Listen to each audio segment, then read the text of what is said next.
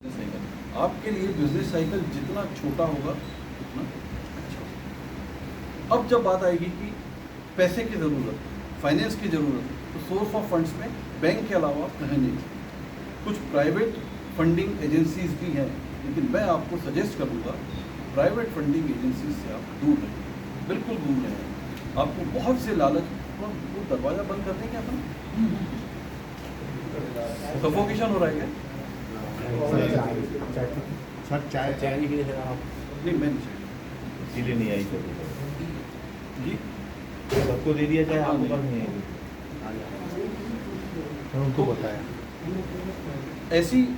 ऐसा आप आइटम देखें, ऐसी चीज़ देखें जिसमें फास्ट रोलिंग हो। अब उसके बाद में जो आपकी फंड्स की बात आएगी, फंड्स आपको बैंक से मिलना है, बैंक में आपको यही प्रोजेक्ट रिपोर्ट काम में आएगी। बैंक भी क्या देखती है, आप बैंक को देंगे ये प्रोजेक्ट रिपोर्ट और अपनी रिक्वायरमेंट बताएंगे। से 1 करोड़ का आपका प्रोजेक्ट है, 25 लाख आपकी मार्जिन बनी होगी, 75 लाख आपको बैंक से लेने है ना। तो बैंक फिर उसमें आपके जो प्रोजेक्शंस हैं, उन प्रोजेक्शंस को सबसे पहले देखेगी कि आपकी वाइबिलिटी है कि नहीं। बैंक कभी भी ऐसे किसी प्रोडक्ट को फाइनेंस नहीं करेगी जिसमें वो आपकी वाइबिलिटी ना हो।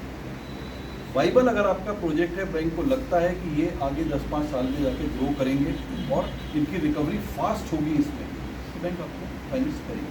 फाइनेंस करने के लिए अब आपको सबसे पहले ज़रूरत पड़ेगी, बैंक ऐसे तो फाइनेंस करेगी नहीं, बैंक को ज़रूरत पड़ेगी collateral security. Collateral security, collateral security का मतलब होता है, देखिए बैंक 75 लाख रुपए आपको फाइनेंस करने जा रही है, तो उसके अगेंस्ट में कुछ ना कुछ आपसे प्रॉपर्टी मॉर्गेज करवाएगी।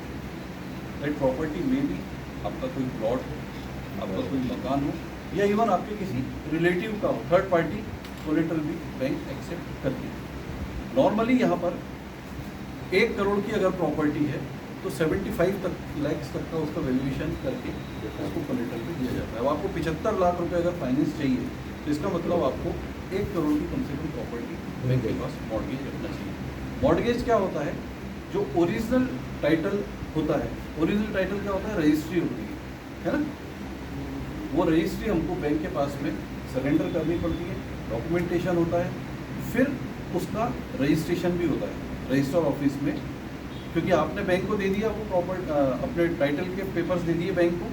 बैंक उस टाइटल को रजिस्टर्ड कराता है रजिस्टर ऑफिस में कि इन्होंने हमसे लोन लिया हुआ है और इसको हम अपने पास में एज ए मॉर्गेज रखते हैं। बैंक क्या करेगा, आपने बैंक को कहा कि ये मेरी प्रॉपर्टी 1 करोड़ की, तो बैंक ऐसे नहीं मानेगा। बैंक उसके लिए government valuer, government authorise valuer होते हैं, हर बैंक अपने 2-4 लोगों को अपॉइंट करके रखता है, उन लोगों को वैल्यूएशन के लिए भेजेगा। आपका जो टाइटल है उसमें 13 साल 15 साल की सर्च होगी। सर्च क्या होती है कि ये टाइटल आपका ही है कि नहीं, इसकी सर्च वहाँ पर होगी। सर्च होने के बाद में फिर वो जो उनका एडवोकेट है वो रिपोर्ट देगा कि टाइटल क्लियर है, इसको मॉर्गेज किया जा सकता है।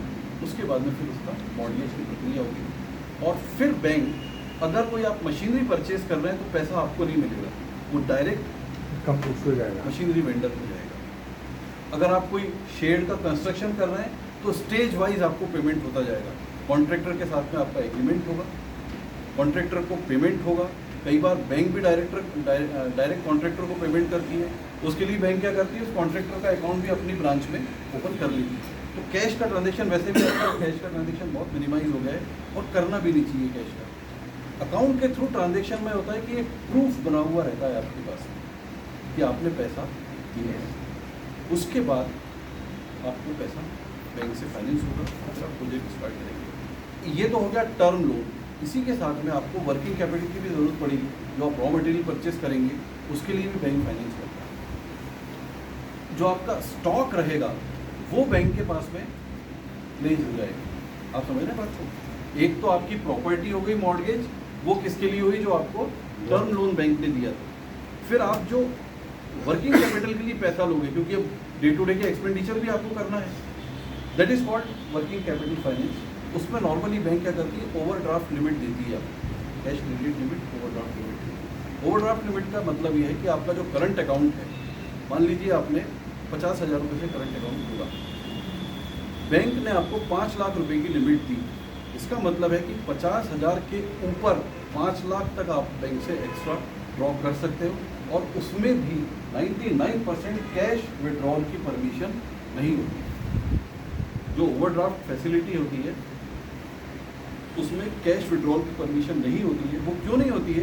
क्योंकि आप कैश विड्रॉ करके अपने घरेलू खर्च भी तो चलाएंगे फिर उससे। तो बैंक चाहती है उसका मिसयूज न हो।